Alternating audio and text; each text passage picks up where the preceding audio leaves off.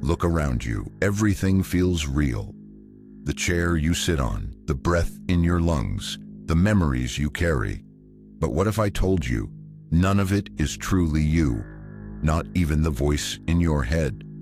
What if you don't exist? Not the way you think you do. From the moment you were born, you were given a name. That name became a mask, a collection of labels: smart, shy, broken, kind. And one day, you believed them.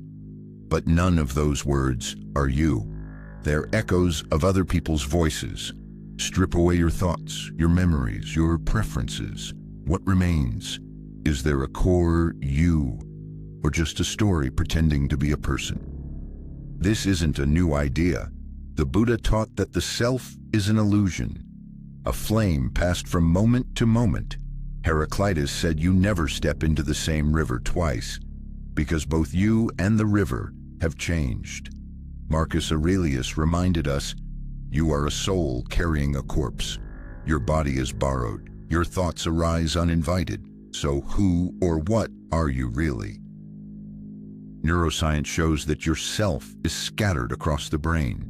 There is no single center, no control room, just billions of neurons firing, and a narrator telling a story. That narrator, it lies. It rewrites the past. It justifies mistakes. It creates a sense of I. But no such thing exists. You're not the author. You're the story. This idea might scare you. If there's no self, who suffers? Who hopes? Who loves? But here's the secret. If you let go of the need to be someone, you unlock the freedom to be anything. No past mistake defines you. No future fear controls you. You are the observer, not the name, not the pain, not even the thoughts. You are the space they pass through. The Stoics didn't fear this truth. They embraced it. Epictetus said, "You are not your body or possessions. You are your choices." Marcus Aurelius reminded us, the universe is change. Life is opinion. You might not exist in the way you imagined, but you still have power.